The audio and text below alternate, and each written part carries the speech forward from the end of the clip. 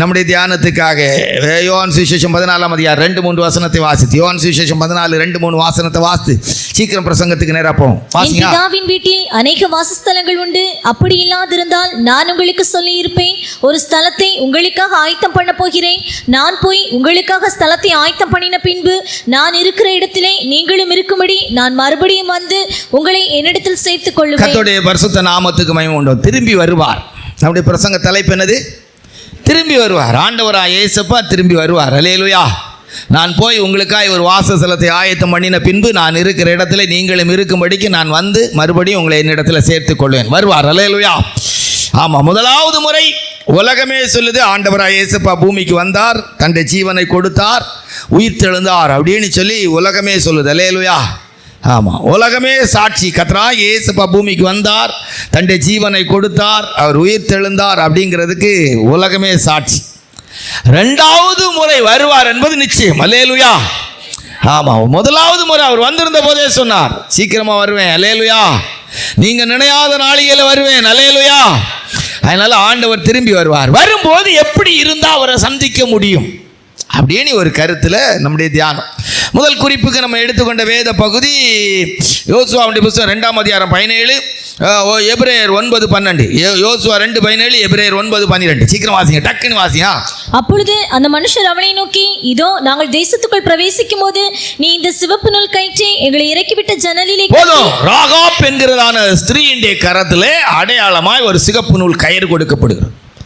நாங்க இந்த எரியுக்குள் பிரவேசிக்க வேண்டிய சூழ்நிலை அந்த நாள் வரும்போது நீ இந்த ஜன்னல்ல இந்த சிகப்பு நூல் கயிற்றை கட்டி வைத்து விடு அப்படின்னு அடையாளமாக கொடுக்கும். இந்த வேத பகுதியை எடுத்து அப்படியே புதிய ஏற்பாட்டில் ஆண்டவராகிய இயேசுப்பா திரும்பி வரும்போது நமக்கு தேவையான அடையாளம் என்ன இருந்தா ஆண்டவரை சந்திக்க முடியும். எபிரேயருக்கு எழுதின நிருபம் 9ஆம் அதிகாரம் 17-12 வசனத்தை வாசித்தா. எபிரேயர் 9:12. சீக்கிரம் வாசிங்க. வெள்ளாட்டுக்கடா இளங்காளை இவைகளுடைய இரத்தத்தினாலே அல்ல, தம்முடைய சொந்த இரத்தத்தினாலும் ஒரே தரம் மகா பரிசுத்த ஸ்தலத்தில் ஆண்டவராகிய இயேசுப்பாவை சந்திப்பதற்கு, பரலோக ராஜ்யத்துக்குரியவளாய் மாறுவதற்கு, நித்திய ஜீவன் உடையவளாய் மாறுவதற்கு நமக்கு தேவையானது ஆண்டவராகிய இயேசு கிறிஸ்துவின் ரத்தம். கர்த்தராகிய ஆண்டவராகிய இயேசுப்பா மகா பரிசுத்த ஸ்தலத்துக்குள் பிரவேசிப்பதற்கு அவருக்கு தேவை, அவரே அவருடைய சொந்த இரத்தத்தினாலே பிரவேசித்தார். அப்ப இயேசு கிறிஸ்துவின் ரத்தம் நம்முடைய கையிலே அடையாளமாய், நம்முடைய வாழ்க்கைக்குள்ளே ஆண்டவராகிய இயேசுப்பாவுடைய ரத்தம் அடையாளமாய் இருக்க வேண்டும் அப்படிங்கிற வேத பகுதியை கடந்த வாரத்தில் ஆரம்பித்து நம்ம கூட்டத்தை முடிச்சோம். இன்றைக்கு அதனுடைய தொடர்ச்சியாக நம்ம தியானிக்க போறோம். ஆண்டவராகிய இயேசுப்பாவுடைய ரத்தம் இன்றைக்கு பிரசங்கிக்கிறோம். நல்லா கவனிச்சு கொள்ளுங்க. எல்லா கர்த்தருடைய பிள்ளைகளும் நல்லா உங்களுடைய லைஃப்ல அனுபவ ரீதியாக விசுவாசி. அல்லேலூயா. கடந்த வாரத்தில் நாங்கள் உங்களுக்கு சொன்னோம், ஒரு 500 ரூபா தாள் இருக்குன்னா அந்த ஒரிஜினல் 500 ரூபா தாள் எங்கே போனாலும், அதை ஒரு திருடன் எடுத்துகிட்டு போனாலும், அது எவ்வளோ அழகாக இருந்தாலும், எவ்வளோ கசங்கி இருந்தாலும் அந்த ரூபா நோட்டுக்கு ஒரு மரியாதை இருக்கு. அல்லேலூயா. அதுபோல ஒரிஜினல் ஆண்டவராகிய இயேசு கிறிஸ்துவின் ரத்தம் பாவத்தை மன்னிக்கிறது மட்டுமல்ல, ஆண்டவராகிய இயேசு கிறிஸ்துவின் ரத்தத்துக்குள் வியாதியை சுகமாக்குற வல்லமை இருக்கிறது, அற்புதங்களை செய்கிற வல்லமை இருக்கிறது. கர்த்தராகிய இயேசு கிறிஸ்துவின் ரத்தம் மன்னிக்கிற ரத்தமாய் இருக்கிறது. இயேசு கிறிஸ்துவின் ரத்தம் பரிந்து பேசுகிற ரத்தமாய் இருக்கிறது. இயேசு கிறிஸ்துவின் ரத்தத்துக்குள் காருண்யம் இருக்கிறது. இயேசு கிறிஸ்துவின் ரத்தம் மன உருக்கம், மன துருக்கமுடைய ரத்தமாய் இருக்கிறது. ஆண்டவராகிய இயேசு கிறிஸ்துவின் ரத்தம் சமாதானத்தை உண்டாக்குற ரத்தமாய் இருக்கிறது. இயேசு கிறிஸ்துவின் ரத்தம் சந்தோஷத்தை கொடுக்கிற ரத்தமாய் இருக்கிறது.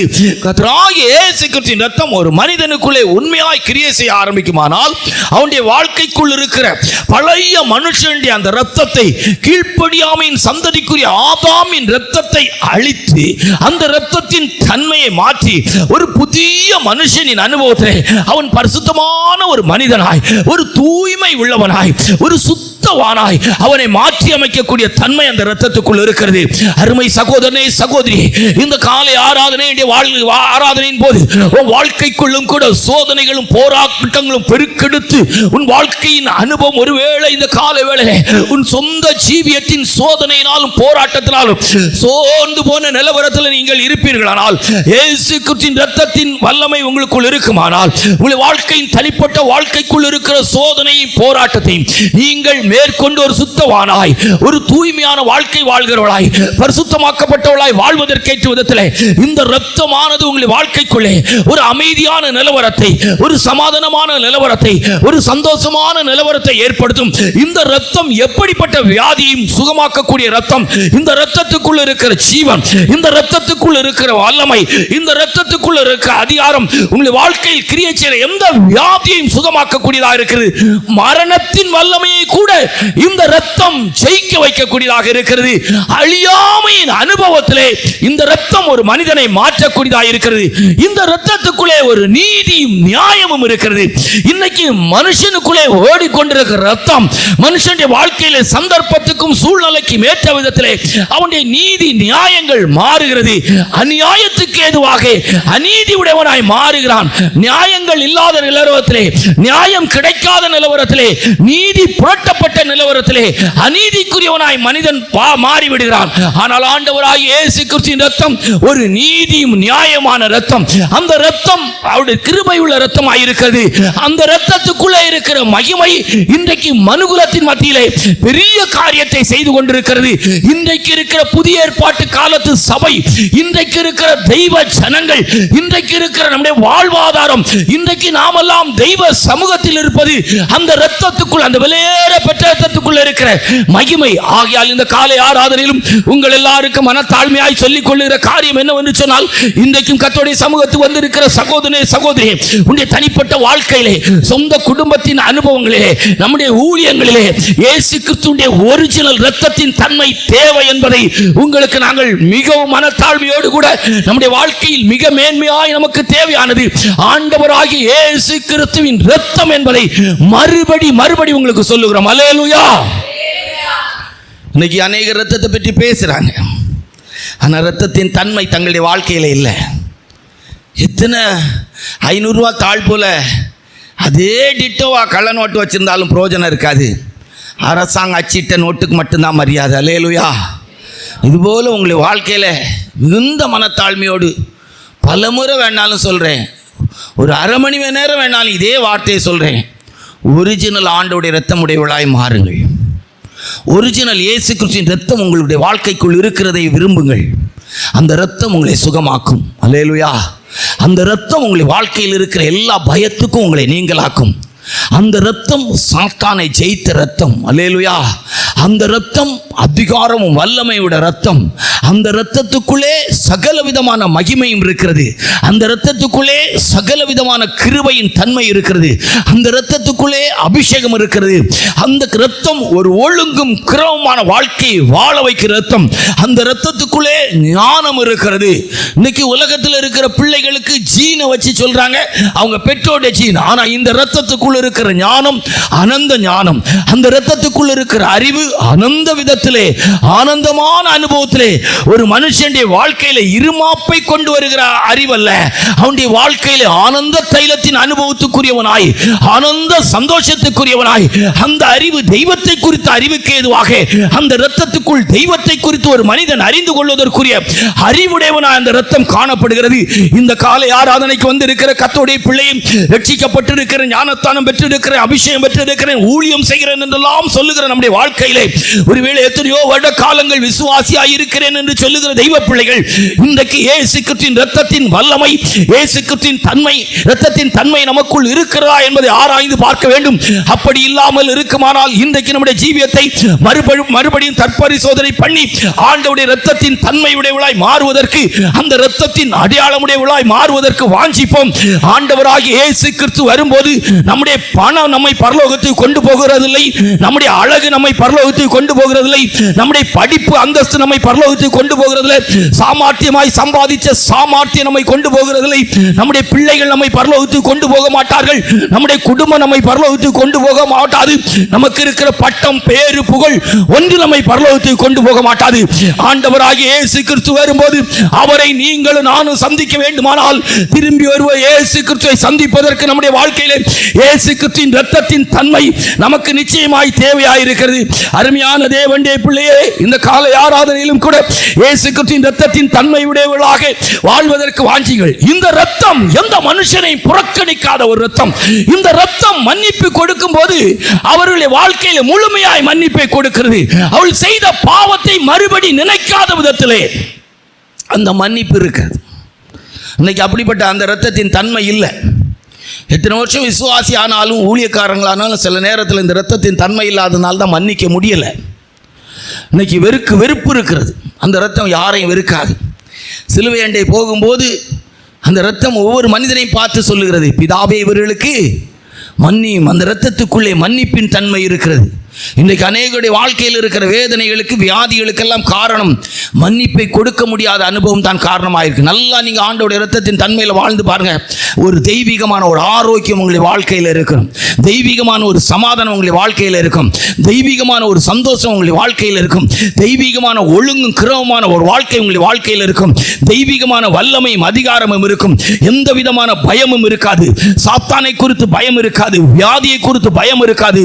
மரணத்தை குறித்து பயம் இருக்காது. பாவத்தின் வல்லமையை குறித்து பயம் இருக்காது. துஷ்ட மனிதர்களை குறித்த பயம் இருக்காது. செத்தா நரகத்துக்கு போயிருவனோ என்று சொல்லி பாதாளத்தை குறித்த பயம் இருக்காது. என் அருமை சகோதரனே சகோதரியே, இந்த காலை ஆராதனைக்கு வந்து இருக்கிற தேவனுடைய பிள்ளை, இன்றைக்கு ஒருவேளை வியாதியோடு, பலகீனத்தோடு, பாவத்தோடு, ஒருவேளை இந்த உலகத்தில் வாழ்கிற சத்துருக்களின் அனுபவங்களோடு கூட, இந்த உலகத்தின் மரணத்தின் வல்லமையோடு கூட உனக்கு பயத்தின் போராட்டம் இருக்குமானால், இன்றைக்கு ஒருவேளை இந்த காலை ஆராதனையிலே கர்த்தர் உன்னை பாட்டு சொல்லுகிறார். நான் திரும்பி வரும்போது என்ற இரத்தத்தின் தன்மை உனக்கு தேவை. அந்த இரத்தம் இந்த பூமியிலே வாழும் போதே உன்னுடைய வாழ்க்கையில ஒரு ஒழுங்கும் கிரமமான அனுபவத்திலே, நேர்த்தியான விதத்திலே அந்த இரத்தம் நேர்வழியாய் ஒரு மனிதனை நடத்தக்கூடிய இரத்தம். அந்த இரத்தத்துக்குள்ளே தெய்வீகமான ஒரு உபதேசம் இருக்கிறது. தெய்வீகமான ஒரு வசனத்தின் வெளிச்சம் இருக்கிறது. அந்த இரத்தம் இருள் உள்ள இரத்தம் அல்ல. இருளில் இருக்க எந்த மனுஷனையும் பிரகாசிப்பிக்கிற இரத்தம். அந்த இரத்தம் பாவத்தின் வல்லமையிலிருந்து ஒரு மனிதனை விடுதலையாக்குற இரத்தம். இந்த கால வேளையில் ஒருவேளை பாவத்தின் வல்லமையினால் அகப்பட்டு, வியாதியின் வல்லமையினால் அகப்பட்டு, பிசாசின் வல்லமையினால் அகப்பட்டு, இந்த உலகத்தின் வல்லமையில் அகப்பட்டு எப்படிப்பட்ட நிலவரத்தில் இருப்பாயானாலும் இயேசு கிறிஸ்துவின் இரத்தம் உன்னை விடுதலையாக்கக்கூடிய இரத்தமாய் இருக்கிறது. நீங்களும் நானும் பரலோகத்துக்கு போவதற்கு பணம் நம்மை கொண்டு போவதில்லை. மறுபடியும் உங்களுக்கு சொல்லுகிறோம், உலகத்தின் அந்தஸ்து உன்னையும் என்னையும் கொண்டு போகாது.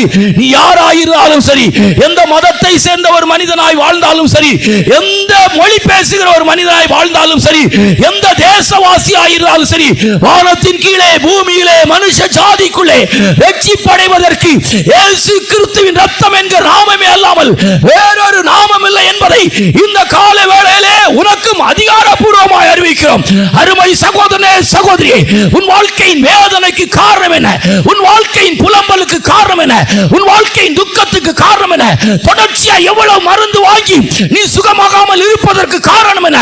உன் வியாதி உன்னை அடிமைப்படுத்தியிருப்பதற்கு காரணம் என்ன? மரண பயம் உன்னை அடிமைப்படுத்தியிருப்பதற்கு காரணம் என்ன? எங்கோ ஒரு இடத்திலே இயேசு கிறிஸ்துவின் இரத்தத்தின் வல்லமை உனக்குள் இல்லை. நீ கிறிஸ்தவன் என்கிற பெயரின் கீழ் வாழ்ந்தாலும் இயேசு கிறிஸ்துவின் இரத்தத்தின் வல்லமை இல்லை. ஆண்டோட இரத்தத்தின் வல்லமை நமக்கு தேவை. ஆராய்ந்து பாருங்க. கடந்த வாரத்திலும் இதை நினைவுபடுத்தினோம். எழுத்தின்படி இஸ்ரவேல் ஜனங்கள் எகிப்தில் வாழ்ந்தபோது ஆண்டவர் ஒரு ஆட்டுக்குட்டி அடித்து அந்த இரத்தத்தை பூச சொன்னாங்க. கீழ்ப்படிந்து வெறும் ஆட்டுக்குட்டியின் இரத்தத்தை பூசின போது சங்கார தூதனுக்கு அந்த வீட்டுக்குள்ளே அதிகாரம் இல்லை. ஒரு சாதாரண கீழ்ப்படிதலோடு கூட தேவன் நியமித்த நியமத்தின்படி ஒரு ஆட்டுக்குட்டியின் இரத்தத்தை நிலைக்காலிலே பூசின போது சங்கார தூதனுக்கு அதிகாரம் இல்லை என்று சொன்னால், ஒரு ஊழியன், ஒரு விசுவாசி, ஒரு தேவனுடைய பிள்ளை உண்மையா இயேசு கிறிஸ்துவின் இரத்தத்தின் வல்லமையில் வாழும் போது வியாதிகள் பரிகரிக்கப்படுகிறது. விசுவாசிக்கிறீங்க? இந்த கால வேளையிலே எந்த வியாதியோடு வந்திருந்தாலும் சரி, உன்னுடைய சரீரத்தின் பலத்தில் அல்ல உனக்கு சுகம், உன் சரீரத்தின் அளவில் அல்ல உன்னுடைய சுகம், உன் சரீரத்தின் அழகில் அல்ல உன்னுடைய சுகம், இயேசு கிறிஸ்துவின் இரத்தத்துக்குள்ள இருக்கிறது. இந்த கால வேளையில் அந்த இரத்தத்தை அறிவிக்கிறோம். அன்றைக்கு பஸ்கா ஆட்டுக்குட்டியின் இரத்தத்தினால் ஒரு மனுஷன் சங்கார தூதனின் அந்த அனுபவத்துக்கு விடுதலையாக்கப்பட்டு பாதுகாக்கப்பட்டு இருப்பானால், இந்த கால வேளையில் மெய்யாய் நமக்காய் ஜீவனை கொடுத்த சர்வ வல்லமையுள்ள ஆண்டவராய் இயேசு கிறிஸ்துவின் இரத்தத்தால் சுகம் உண்டாவதாக, ஆரோக்கியம் உண்டாவதாக, பாதுகாக்கப்படுவோமாக. ஆண்டோட இரத்தம் வல்லமை உள்ள இரத்தம், அது மாறாத இரத்தம். அந்த இரத்தம் அன்புள்ள இரத்தம், அந்த இரத்தம் பாதுகாக்கிற இரத்தம், அந்த இரத்தம் அரவணைக்கிற இரத்தம். அந்த இரத்தத்துக்குள் பட்சபாதம் கிடையாது. அந்த இரத்தத்துக்குள்ள வெறுப்புணர்வு கிடையாது. அந்த இரத்தம் ஒழுங்கும் கிரமமான நீதி நியாயமான இரத்தம். அல்லேலூயா. இரத்தத்தை குறித்து நிறைய சொல்லலாம். உலக மாம்சம், பிசாசு, மரணம், பாதாளம் எல்லாவற்றையும் ஜெயிக்கக்கூடிய வல்லமை உள்ள இரத்தம். அந்த இரத்தம் அழியாமையுடைய இரத்தம். அந்த இரத்தம் ஒரு மனிதனை நித்தியவாசியாய் மாற்றக்கூடிய இரத்தம். அல்லேலூயா. இன்னைக்கு எண்ணி முடியாத ஊழியர்கள் இந்த இரத்தத்தின் வல்லமையை இழந்து போய் இருக்கிறார்கள். ஒரிஜினல் இயேசு கிறிஸ்துவின் இரத்தம் இல்லை. இயேசு சுகமாக்குறார், இயேசு கிறிஸ்து விடுதலையாக்குறார் என்று சொல்ல தெரிகிறது. ஆனால் ஆண்டவருடைய இரத்தத்தின் வல்லமையால் அந்த சுகத்தை பெற முடியவில்லை. அந்த இரத்தத்தால் மரண பயத்துக்கு விடுதலையாக்கப்பட முடியவில்லை. ஆகையால் கர்த்தருடைய பிள்ளைகள் இயேசு கிறிஸ்து திரும்பி வரும்போது நம்முடைய வாழ்க்கையில் ஆண்டவருடைய இரத்தத்தின் தன்மை, அந்த அடையாளம் இருக்க வேண்டும். இரண்டாவதாக, ஒரு தேவனுடைய பிள்ளை கர்த்தராகிய இயேசுப்பா வரும்போது, திரும்பி வரும்போது நம்முடைய வாழ்க்கையில் நாம் எப்படி இருந்து அவரை சந்திக்க முடியும் என்று சொன்னால், லூக்கா சுவிசேஷம் 10:35 வசனத்தை வாசித்தால், லூக்கா சுவிசேஷம் 10:35 வசனத்தை வாசிங்க. மறுநாளிலே தான் புறப்படும் போது 2 பணத்தை எடுத்து சத்திரத்தான் கையில் கொடுத்து, நீ இவனை விசாரித்துக்கொள், அதிகமாய் ஏதாகிலும் இவனுக்காக செலவழித்தால் நான் திரும்பி வரும்போது அதை உனக்கு தருவேன். கர்த்தருடைய பரிசுத்த நாமத்துக்கு மகிமை உண்டாகட்டும். இரண்டாவதாக, கர்த்தராகிய ஆண்டவராகிய இயேசுப்பா வரும்போது நீங்களும் நான் அவரை சந்திக்க வேண்டுமானால் ஒரு சத்திரத்தின் அனுபவம் நமக்கு தேவையாயிருக்கிறது. எருசலேமிலிருந்து எரியோவுக்கு போகிறதான வழியிலே கள்ளர் கைகளே அகப்பட்ட ஒரு மனிதனை சமாரியன், நல்ல சமாரியன் தூக்கி கொண்டு வந்து அவனுடைய காயங்களுக்கு எண்ணெயும் அவனுக்கு திராட்சை ரசமும் வார்த்து கொடுத்து சத்திரத்திலே கொண்டு வந்தார். சத்திரத்தின் அனுபவம் தேவை. சத்திரம் சபையின் அனுபவத்தை காட்டுகிறது. இன்னைக்கு சபையின் அனுபவம் மிக குறைவாக இருக்கிறது. 10 ரூபா, 13 ரூபா, 15,000 ரூபா, 20,000 ரூபா வேலைக்காக என்ன ஓடுறாங்க. உடனே நீங்கள் கேட்க முடியும், சரி நான் வேலைக்கு போகாமல் கோயிலுக்கு வரேன், கோயிலில் வந்து உட்காரேன், நீங்கள் ஒரு 5,000 ரூபா தருவீங்களா, 10,000 ரூபா தருவீங்களா அப்படின்னு கேட்குறதுக்கு ஆள் இருக்குது. கோயிலில் வந்து உட்கார்ந்தா என்ன செய்வாங்கன்னு நினைக்கிறீங்க? நல்ல பழக்கம் பேசுவாங்க. அல்லேலூயா. கிளவிமார் பேச்சுகள்னே மாதிரி 1க்கு 4 பேர் வந்தால் கட்டுப்படுத்தவே முடியாது. வேலை ஸ்தலத்துக்கு போனால் கம்ப்யூட்டருக்கு முன்னால் நின்று கண்ணும் போச்சு, மூளையும் போச்சு. அல்லேலூயா. செல்ஃபோனை நோண்டி கையும் காலும் இழுத்துட்டு கிடக்கு. ஒரே செல்ஃபோன் நோண்டி இப்போ கை கால் கழுத்தெல்லாம் கூட போயிட்டு, நிறைய பேருக்கு கழுத்தும் எலும்பும் தேஞ்சிட்டு. இன்னும் கொஞ்சம் காலத்தில் ஊனம் கேஸாக தான் இருக்கும். ஊன கேஸாக தான் என்ன செய்யும் இருக்கும். எல்லாம் ஒரு 10,000 ரூபா, 13,000 ரூபா, 15,000 ரூபா சம்பளம் மிஞ்சி போனால்.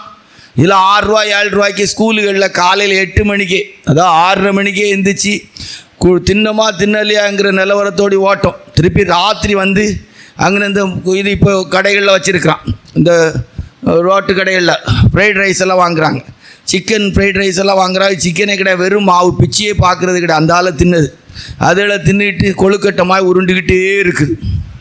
காலையிலே மத்தியானமும் சாப்பிடாதேனால ராத்திரி இதுகளை வாங்கி தின்னு அது போக்கில் உருண்டை மாதிரி அன்லிமிட்டடான சைஸில் மாறிக்கிட்டே இருக்குது. வெயிட்டு மட்டும் ஏறிக்கிட்டே இருக்குது. ஏன்னா அவன் ஃபுல்லாக அந்த மாவும் அஜினமூட்டும் அதை தின்னதுக்காக. அதுக்கு 5 ரூபாய்க்கு அஜினமூட்டை வாங்கி தின்னுக்கிட்டு தண்ணியை குடித்தா நல்லாயிருக்கும். நம்ம ஆட்களுக்கு அது என்ன செய்யாது, புரியாது. இது எதுக்கு சொல்லுவோம்?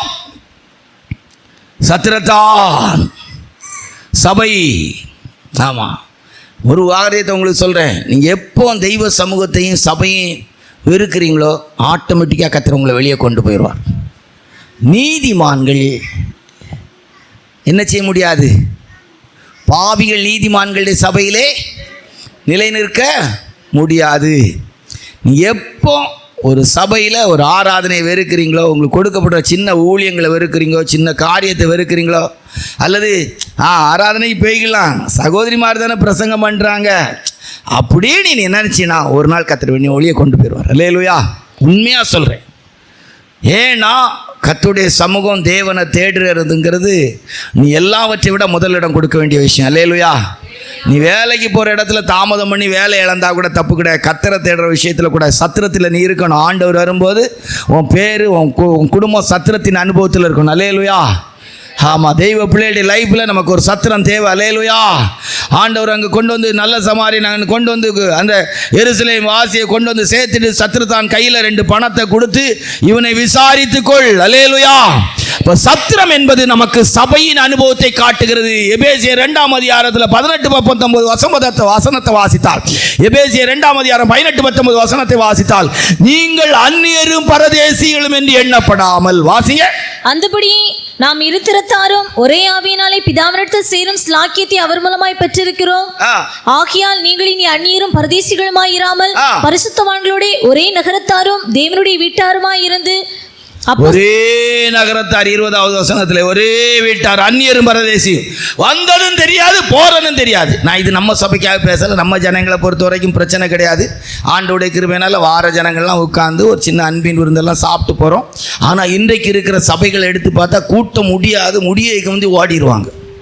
நான் அடிக்கடி சொல்லுவேன், என் போன்ற ஊழியர்கள், அதாவது என் போன்றன்னா நான் போகிற இடங்களில் திருமணமாகி இது குழந்தை பெற்று வச்சிருக்கிற ஊழியக்காரங்களுடைய வாழ்க்கையில் பார்த்தீங்கன்னா சில கன்வென்ஷன்கள், சில கூட்டங்களில் பிள்ளைகள் கூட இருக்க மாட்டேங்கிறாங்க. எங்கே போயிருக்காங்கன்னா டியூஷன் போயிருக்காங்க, எங்கே போயிருக்காங்கன்னா காலேஜ் போயிருக்காங்க, எங்கே போயிருக்காங்கன்னா ஸ்கூல் போயிருக்கிறாங்க.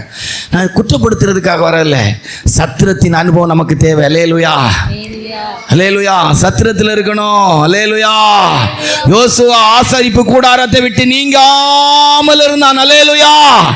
தெய்வ சமூகத்தின் அனுபவம் நமக்கு இருக்கணும். சத்திரத்தின் அனுபவம், ஆலயத்தின் அனுபவம் இருக்கணும். ஓடி ஓடி ஓடி ஓடி ஓடி ஓடி ஓடி ஓடி ஓடி உடஞ்சி போன ஓடா மாறி தூர போட்டுருவாங்க. ஆமாம், கடைசியில் கிடைக்கிது உடஞ்ச ஓடு தான். அல்லேலூயா. ஆமாம், சேர்த்து சேர்த்து சேர்த்து சேர்த்து சேர்த்து கடைசியில் வேதனையோடு நான் இவ்வளோ சேர்த்தனே, இப்படி வளர்த்தனே, இப்படி பிரயாசப்பட்டனே, ஒரு கப்பு தண்ணி தரைக்கு ஆள் இல்லையே, ஒரு கப்பு காப்பி தரைக்கு ஆள் இல்லைன்னா உன் கையில் இருக்க செல்ஃபோனை வச்சு நோண்டி அதில் காப்பி குடிச்சிட வேண்டியதான். யூடியூப் காப்பி வாங்கி அவனு குடிச்சிட வேண்டியதான். அல்லேலூயா. இல்லைன்னா லேப்டாப், இல்லைன்னா பெரிய கம்ப்யூட்டர் வாங்கி கண்ணை திறந்து வச்சுட்டு பெரிய மற்ற லென்ஸ் எல்லாம் வச்சு பார்த்துட்டு இருக்க வேண்டியதான் முழிச்சு விடி. அல்லேலூயா. உணர்வு அப்படிதான் இருக்கு. அல்லேலூயா. தெய்வ சமூகத்தை விட, சத்திரத்தை விட, சத்திரத்தை விட இன்னைக்கு எல்லாம் முக்கியமா இருக்குது. அல்லேலூயா. சத்திரம் சபையின் அனுபவம், ஒளியில் உள்ள பரிசுத்தவான்களுடைய ஐக்கியத்திலே பங்கடைவதற்கு நம்மை தகுதி உள்ளவர் ஆக்கினார். சத்திரம் சிலருக்கு கசப்பா இருக்குது. நேற்று ராத்திரி ஒரு தெய்வ ஊழியர் பேசுகிறார், சொல்கிறார், நான் எங்கள் சபைக்கு சொல்லியிருக்கேன். ஒரு காலத்தில் அவர் கொஞ்சம் ஆடம்பரமான அனுபவத்தில் பிரசங்கம் பண்ணி சபையை நடத்தினவர் சொல்கிறார், இப்போ நான் எங்கள் சபைக்கு பிரசங்கம் பண்ணுறேன், நெயில் பாலிசி, கூட்டைசி, இந்த மாதிரிப்பட்ட லிப்ஸ்டிக்கெல்லாம் அடிச்சுட்டு நீ சபைக்கு வரீங்கன்னா வாங்கிட்ட காணிக்கை வாங்க மாட்டேன், பிரசங்கம் பண்ணிகிட்டு இருக்கேன் பாஸ்டர். ஜனங்கள் சொல்கிறாங்க கடினமாக இருக்குது அப்படின்னு சொல்கிறாங்க. கடினமாக? ஞாயிற்றுக்கிழமை ஆராதனைக்கு வரலன்னா ஒரு ராபோஜனம் கிடையாதுன்னு சொல்லி வச்சிருக்கிறேன். வீட்டில் சரியா பைபிள் வாசனை ஜோம் பண்ணலன்னா உனக்கு நீயாவே முன்னுக்கு வந்து ராபோஜனம் எடுக்காதன்னு நான் இப்போ சொல்லிட்டு இருக்கிறேன். எப்படி இருக்கு? அல்லேலூயா. நான் நினச்சேன் அப்போ நம்ம கொஞ்சம் குறைச்சி தான் பிரசங்கம் பண்ணுறேன் போல தெரியுது, அப்போ கொஞ்சம் கூடுதலாக பேசலாமான்னு நினைக்கிறேன். அல்லேலூயா. இதை விடையும் கொஞ்சம் கூடுதலாக அவருக்கு கேட்ட போது நான் ஒரு 1-2 பிரசங்க தலைப்பு சொன்னேன். அதெல்லாம் அவருக்கு ரொம்ப செட் ஆகலை. ஏன்னா அவர் இதை விட ஸ்ட்ராங்கான தலைப்புகள் எதிர்பார்க்குறார். நான் பார்த்தேன், வேண்டாம். நான் சொன்னேன், நான் இருக்கதே கொஞ்சம் வாரம் தான் இருக்கேன், அதனால் இப்போ அதுகளை பேசுகிறதில்ல, உள்ளே போல் அப்படி பேசிட்டு போகிறேன் அப்படின்னு சொன்னேன். அல்லேலூயா. பார்த்தீங்களா, தேவன் ஒரு சில ஊழியர்களை எழுப்ப ஆரம்பிச்சிட்டாரு. சத்திரங்கள் சரியாக இருக்கிறதுக்கு. அல்லேலூயா. இன்னைக்கு அநேக சத்திரத்தை அநேக ஊழியர்கள் கள்ளர் கொகையாக மாற்றி வச்சிருக்கிறாங்க. அல்லேலூயா. சத்திரம் சம்பாதிக்கிற இடம் கிடையாது. சத்திரம் திரும்பி வருவதற்கு முன்பாக ஜனங்களை ஆயத்தப்படுத்தி நிறுத்தணும். இந்த சத்திரத்துக்கு சில பெயர்கள் இருக்குது, ரைட்டா? சத்திரத்துக்கு நல்ல பேர் இருக்குது. எல்லாம் முழிச்சு தானே இருக்கிறீங்க? பிரசங்கம் புரியுதா? ஆமாம். அல்லேலூயா. இந்த சத்திரம் எப்படி இருக்கும்னு இன்னைக்கு நம்ம சொல்லி தருவோம். ஓகே? சபை எப்படி இருக்கணும்? சபை சத்திரத்துக்கு அடையாளமாக இருக்குது. சத்திரத்தில் இருக்கணும், சபையில் இருக்கணும், சபையின் அனுபவத்தில் வாழணும் கர்த்தருக்குள்ள. இந்த சத்திரத்துக்கு இன்னொரு பேர் இருக்கு. ஆதியாகமம் 7 அதிகாரம் 11வது வசனத்தை வாசித்தா, ஆதியாகமம் 7:11, ஆதியாகமம் 8:13 வாசித்தா, வாசியா. நோவாவுக்கு 600ஆம் வயதாகும் வருஷம் 2ஆம் மாதம் 17ஆம் தேதியாகிய அந்நாளிலே மகா ஆழத்தின் ஊற்றுக்கண்கள் எல்லாம் பிளந்தன, வானத்தின் மதகுகளும் திறவுண்டன. 8ஆம் அதிகாரம் 13வது வசனம்.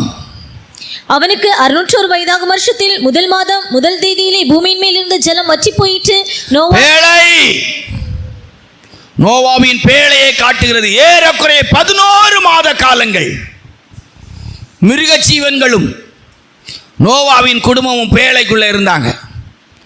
உங்களை 1 மாதம் இந்த கேட் அடைச்சி போட்டு நல்ல சாப்பாடு தருவோம், அங்கேயும் பாத்ரூம் வசதியெல்லாம் நல்லா பக்காவை பண்ணி தரோம், ஒரு நாள் நீங்கள் வெளியே போக வேண்டாம், உடுக்கிற உடையிலிருந்து ட்ரெஸ்ஸு இது எல்லாமே உங்களுக்கு தந்து சாப்பாடு தரோம், செல்ஃபோன் நெட் கவரேஜ் மட்டும் இல்லாமல் உங்களை வச்சுக்கிடுறோன்னு சொன்னால் எத்தனை பேர் 1 மாதம் நீங்கள் குடும்பமாக இங்கே இருக்க ரெடியாக இருக்கிறீங்க?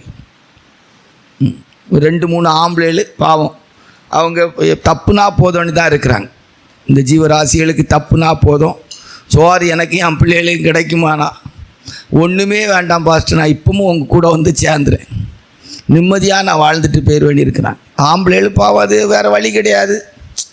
கல்யாணம் கட்டும் வரைக்கும் தெரியலை, நிம்மதியாக இருக்கிற காலத்தில் மனைவியை தேடுவான், மனைவி வந்த பிற்பாடு அதை தேடுவான், அது கிடைக்காது.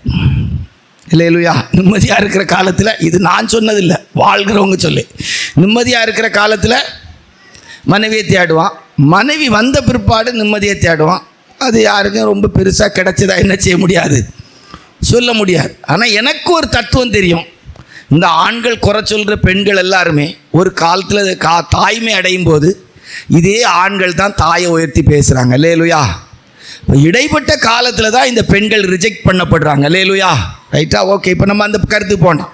பேழை 2வது ஒரு தேவனுடைய பிள்ளைடைய லைஃப்பில் இந்த சத்திரம் என்பது பேழையை காட்டுகிறது. 11 மாதத்துக்கு மேல் அந்த பேழைக்குள்ள மிருகங்கள் எல்லாம் இருந்திருக்கு,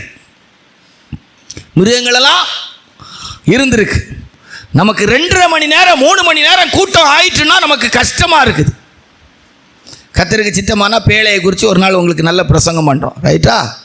பேழை எப்படி இருந்திருக்கும், பேழையில் இருந்த மிருகங்கள் எப்படி இருந்திருக்கும், யானை எப்படி இருந்திருக்கும், சிங்கம் எப்படி இருந்திருக்கும், என்ன சிந்திக்கணுமே. அல்லேலூயா.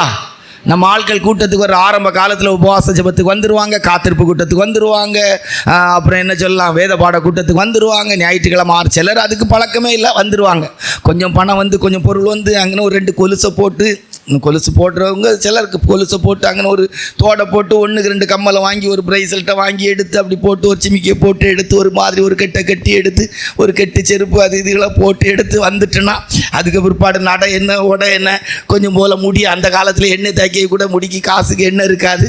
அல்லேலூயா. எனக்கெல்லாம் இப்படி பேசும்போது ஒரு காலத்தில் டீ போடட்டான்னு கேட்ட ஒரு குடும்பத்து ஞாபகம் தான் எனக்கு வரும். கர்த்தருடைய பரிசுத்த நாமத்துக்கு மகிமையுண்டாகட்டும். அப்படி பார்த்தீங்கன்னா அந்த இதில் பார்த்தீங்கன்னா அதுக்கு பிற்பாடு ஷாம்பெல்லாம் போட்டு அப்புறம் அந்த குதிரை முடிக்கு ஒரு 2000 ரூபா செலவழித்து எடுத்து வந்த பிற்பாடு அப்படி வாரதே ஆராதனைக்கு வர்றது, அதுக்கு தோற்றம், அதுக்கு நடை, அதுக்கு ட்ரெஸ்ஸு, அது உடுக்கிற உடுப்பு, அதை கிழிச்சு போட்டிருக்க கிழிப்பு எனக்கு ரொம்ப சந்தோஷமாக இருக்கும். பரவாயில்லையே. அல்லேலூயா. அந்த முதல் ஆரம்ப காலத்தில் வரும்போது அந்த பவ்யம், அந்த தாழ்மை இதெல்லாம் வந்து கொஞ்சம் பவுடர்லாம் போட்டு லேசாக சுண்டுக்கு தெரியாத விதத்தில் ஒரு லிப்ஸ்டிக்கு, வேலைக்கு போகும்போது ஆஃபீஸ் போகும்போது எங்கேயாவது போகும்போது எடுக்கும்போது ஒரு இது போக ஒரு குழல், அது போய் ஒரு கட்டை நிற்கிற வேறு மேலே எல்லாம் போட்டு அதுகளுக்கு நட ஓட பார்க்க எப்படி இருக்குன்னு நினைக்கிறீங்க. அது இருக்க கலருக்கும் அது இருக்க சைஸுக்கும் அந்த முடிக்கும் அதுக்கு தோற்றத்துக்கும் சைஸ் வாரியாக பிரித்து வச்சோன்னா எப்படி இருக்குன்னு நீ நினைக்கிறீங்க. வேறு லெவலில் இருக்குது. அல்லேலூயா. சொல்லவே முடியாது. அல்லேலூயா. ஆமாம். 11 மாதம் சத்திரம் என்பது நீ அடங்கி இருக்க வேண்டிய பேழையை காட்டுகிறது. அல்லேலூயா. எங்க 38 வருஷம் 33 வருஷம் இந்த ஊழியத்தை வந்தேன், மனத்தாழ்மையாக தெய்வ பயத்தோடு உங்களுக்கு சொல்கிறேங்க. இங்கே இருக்கும் போகிற கன்வென்ஷன் போகிற இடங்களுக்கு சிஸ்டர்ஸ் வருவாங்க. ஏங்க பெரிய பெரிய ரூம், இனி எப்படி இருக்குன்னு எனக்கு தெரியல. நான் போகிற இடங்களில் சில இடம் கொஞ்சம் இதாக இருக்கும், ரொம்ப வசதிகள் இருக்காது. சில இடங்களில் பார்த்தா ரூமு, ஏசி, அது பெட்டு, தலையணை எல்லா வசதியும் இருக்கும், சர்வ அட்டாச்சு பாத்ரூம் எல்லாம் இருக்கும். ஆனால் ஆண்டோடைய கிருபையினால் ஒரு பாய் இல்லைன்னா ஒரு பெட்ஷீட்டு அங்கே விரிப்பேன். அதில் தான் இருக்கணுங்கிறதுக்கு நான் சொல்லலை. அல்லேலூயா. ரூமை விட்டு கூட சில நாட்கள் 3 நாளும் வெளியே வந்திருக்க மாட்டேன். அல்லேலூயா. தலையே வெளியே தெரிஞ்சிருக்கா, உள்ளே இருக்கும். அல்லேலூயா. இதில் செல்ஃபோன் நெட்டு கவரேஜ் இல்லைன்னு வைங்களாம், பெரிய கொண்டாட்டம். எப்போமாவது நெட்டு கவரேஜ் கிடைச்சா எனக்கு ஒரு குரல் கேட்கும், எத்தனை நேரம் உங்களுக்கு ஃபோன் பண்ணியிருந்து எடுக்கலை. அல்லேலூயா. இன்னைக்கு யோசித்து பாருங்கள், உங்களுடைய வாழ்க்கை ஒரு பேழையின் அனுபவத்தில் இருக்கிறதா? இருக்கிறதுக்கு ஒப்பு கொடுக்க முடிகிறா. 33 வருஷம், 22 வயது முடித்து 23 வயதில் போன காலத்திலிருந்து ஏறக்குறைய 55 வயசாகுதே. இந்த 55 வயது ஆகும் வரைக்கும் ஆண்டோடைய கிருபையினால் எப்படிப்பட்ட நிலவரத்தில் கத்த இந்த பேழையின் அனுபவத்துக்குள்ள. அல்லேலூயா. நீங்கள் நமக்கு 2 மணி நேரம் 3 மணி நேரம் வாழ முடியலையே. அல்லேலூயா. கன்வென்ஷனுக்கு புக் பண்ணுறவங்க அதில் மாறாங்க, ஒரு பாயில் இருக்கிறத பார்த்துட்டு கீழே இருக்கிறதுக்கு முடியவும் முடியாது, உட்காரவும் செய்யணும். நான் சொல்லுவேன், நீங்கள் சேர்லேயே உட்காருங்க. சேரில் உட்கார்ந்ததுக்காக இல்லை. இன்றைக்கு நம்முடைய வாழ்க்கை சத்திரம் என்கிற ஒரு பேழையின் அனுபவத்துக்குள்ளே இருக்கிறதா? பேழைக்குள்ளே இருந்த மிருகங்கள் எல்லாம் ஒரு அர்ராத்து மலைக்கு வந்து சேர்ந்தது. அல்லேலூயா. திரும்பி வரும்போது சத்திரம். அல்லேலூயா. சத்திரம் ஒரு பேழைக்கு அடையாளமாக இருக்கிறது. அடுத்த வேதத்தில் வாசிக்கும் போது இந்த சத்திரம் எரேமியா 18ஆம் அதிகாரம் 4-6 வாசித்தால், எரேமியா 18ஆம் அதிகாரம் 4-6 வரைக்கும் வாசித்தால், சீக்கிரம் வாசிங்க. மறைந்து கொண்டிருந்த மண்பாண்டம் அவன் கையிலே கெட்டு போயிற்று. அப்பொழுது அதை திருத்தமாய் செய்யும்படிக்கு போதும். சத்திரம் குயவனுடைய வீட்டுக்கு அடையாளமாக இருக்கிறது. சத்திரம் சபை, சத்திரம் ஒரு பேழைக்கு அடையாளம், சத்திரம் குயவனுடைய வீட்டுக்கு அடையாளம். அவருடைய ஏற்ற காலத்தில் கர்த்தர் உன்னை உயர்த்தும்படிக்கு அவருடைய பலத்த கரத்துக்குள் அடங்கிரு. நம்முடைய சபையில் சில தெய்வ பிள்ளைகள் கடன்லையும் பிரச்சனையிலையும் மூழ்கி இருக்கிறாங்க.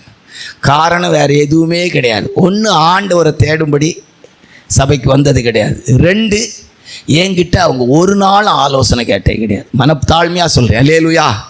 நான் வாங்கலாமா கடன் கொடுக்கலாமா? இப்படி 2 விஷயம் இருக்குது. இப்படி கடன் வாங்கலாமா கடன் வாங்கி கொடுக்கலாமா கேட்டதே கிடையாது. அல்லேலூயா. அங்கே வந்து ஒருத்தர் யாராவது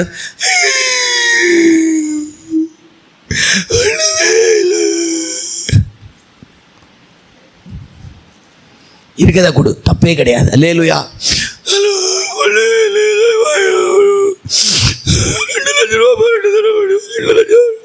1 லட்சம் ரூபா புரட்டி தரேன், உனக்கு தேவையா? அல்லேலூயா. பலத்த கரத்துக்குள் அடங்கிரு. அல்லேலூயா. உன்னை வணையும்படிக்கு. அல்லேலூயா. பலத்த கரத்துக்குள் அடங்கிரு. அல்லேலூயா. ஆமாம், எத்தனையோ வருஷங்கள், எத்தனையோ காலங்கள் நீங்கள் நம்பினாலும் சரி நம்பாட்டாலும் சரி, டிபிஎம் ஸ்தாபனத்தை விட்டு ஊழியத்தில் வெளியே வந்து நம்ம ஊழியம், நம்ம தனியாக ஊழியம் ஆரம்பித்து ஊழியம் செய்யும்போது நீங்கள் அதை வாங்குங்க, இதை வாங்குங்க, அப்படி வாங்குங்க, இங்கே வாங்கிருங்க, இதை வாங்கிருங்க, அதை வாங்கிருங்க, நிறைய பேர் சொன்னாங்க. அப்படி செய்யலாமே. நீங்கள் பணத்தை ஒன்றுமே யோசிக்கலை. அப்படியே கரத்தில் அடங்கிருங்க. ஏற்ற காலத்தில் வரும்போது கத்தை தந்தார். அல்லேலூயா. அடங்கி இருக்கும்போது கத்தை நம்முடைய காரியத்தை செய்வார். அல்லேலூயா. ஆண்டவர் நம்முடைய காரியத்தை செய்கிறதை அடங்கி இருக்க பழகணும். அல்லேலூயா. ஆமா, குயவண்டே கை. அல்லேலூயா. என் நாடுகள் அந்நிய சத்தத்தை அறியாததினால், என் நாடுகள் அந்நிய சத்தத்தை அறியாததினால், என் நாடுகள் என் சத்தத்துக்கு குயவன் கை களிமண். அங்கே இருந்தீங்கன்னா கர்த்தர் வணைவார். கர்த்தர் என்ன செய்வாங்க? வணைவாங்க. சத்திரம் நீங்கள் வணையப்படுகிற இடம், உருவாக்கப்படுகிற இடம், நீங்கள் உருவேற்கப்படுகிற இடம். இன்னைக்கு இந்த சத்திரத்தின் அனுபவத்தில் இருக்கிறோமா? கேட்கிற வசனம் உங்களை உருவாக்குகிறதா? கேட்கிற வசனம் உங்களுடைய வாழ்க்கையின் ஜீவியத்தை மாற்றி அமைக்கிறதா? அல்லேலூயா. ரொம்ப கவனமாக இருக்கணும். சத்திரத்துக்கு வந்த பிற்பாடு அது குயவன் வீடு மறந்துடக்கூடாது. மிதியிட்ட களிமணினாலே குயவன் தன் பார்வைக்கு ஏற்ற பாண்டமாய் வணைகிறது போல தேவன் உங்களை வணைகிற இடம் ஒரு சத்திரம். அல்லேலூயா. ஆவிக்குரிய தெய்வ பிள்ளை ரொம்ப கவனமாக இருக்கணும். அல்லேலூயா. தெய்வ சமூகத்தின் அனுபவத்தில் இருக்கணும். உட்கார்ந்து யோசித்து பாருங்க.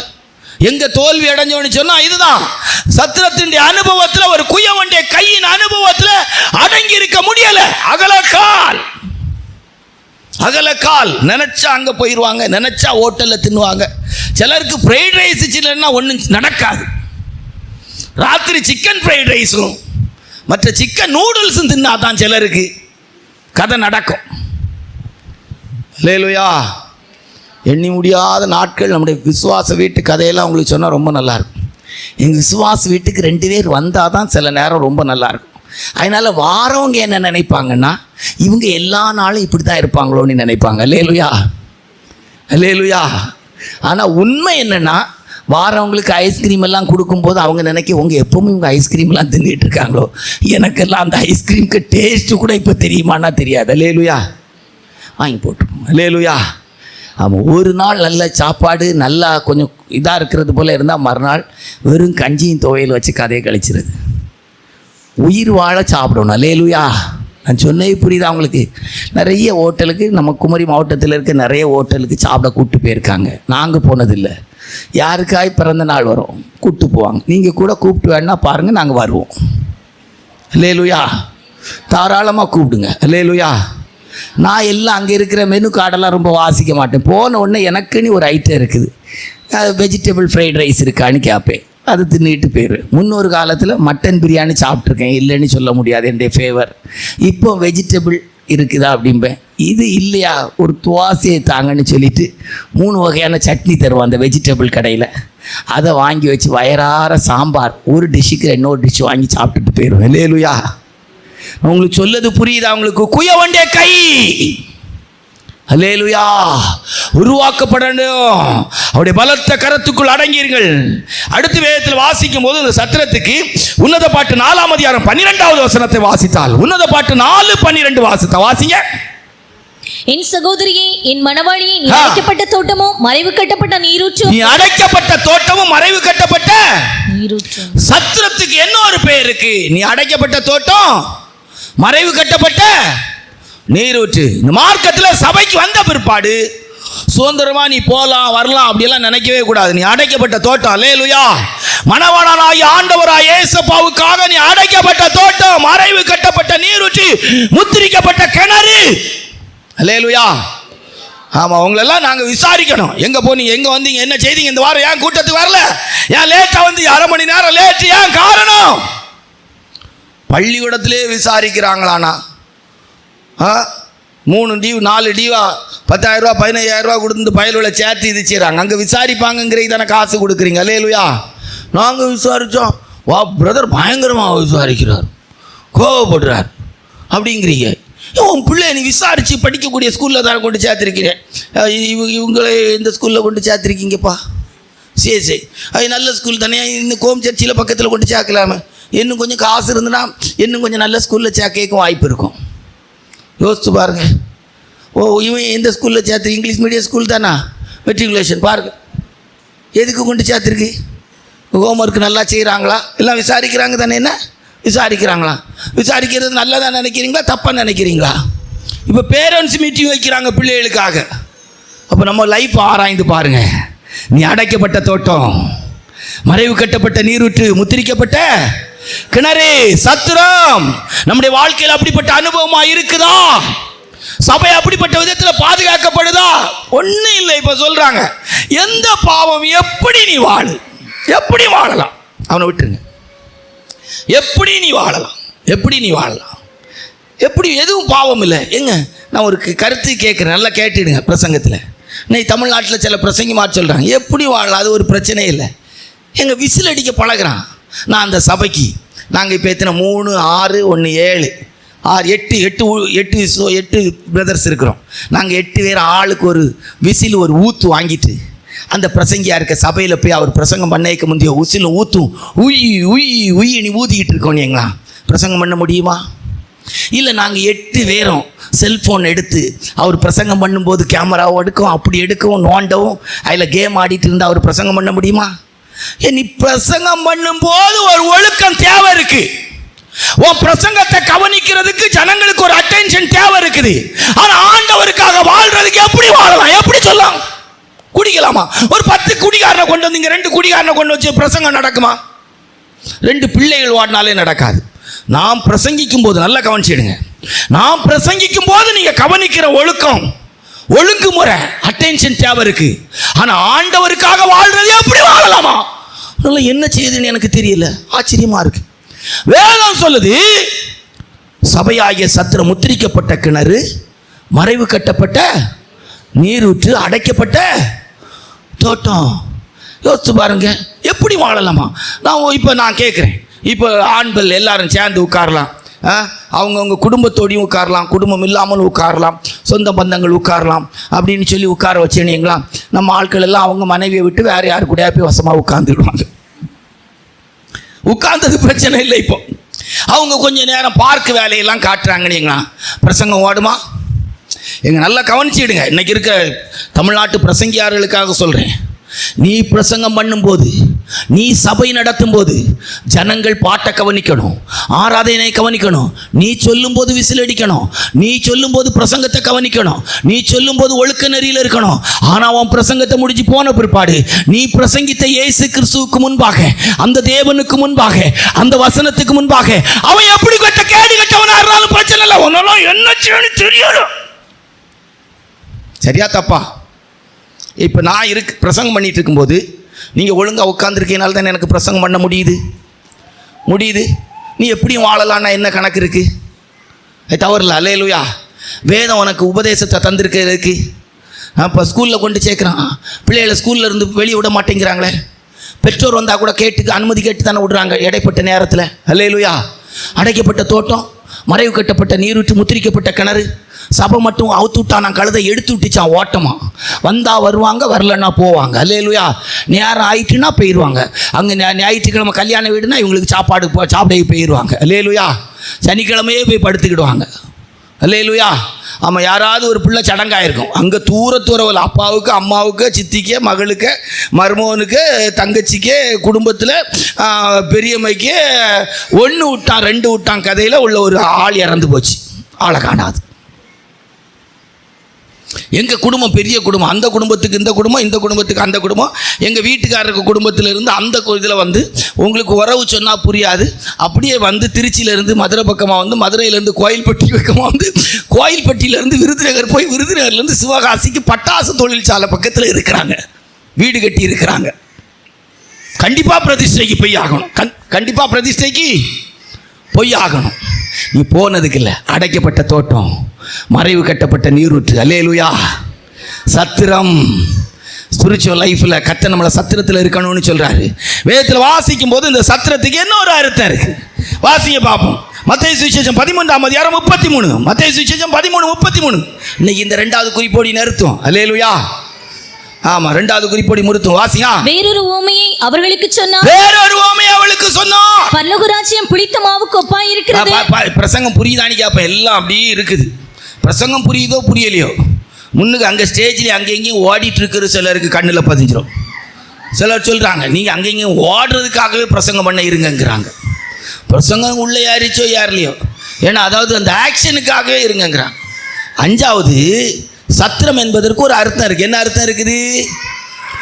ஆமாம், 3 பிடி மாவை எடுத்து 1 பிடி புளித்த மாவுக்குள்ளே அடக்கி வைக்கிறாங்க. அது நம்ம என்ன சொல்லலாம், ஒரு 1 கிலோ புளிச்ச மாவுக்குள்ளே 3 கிலோ மாவை அடக்கி வைக்கிறது. அப்படின்னு அர்த்தம் என்ன? சத்திரம் என்பது நம்முடைய ஆவி, ஆத்மா, சரீரம் பரிசுத்தமாக்கப்படும்படியாய் பரிசுத்த ஆவியானவருக்குள் அடக்கி வைக்கப்படுகிற சபை.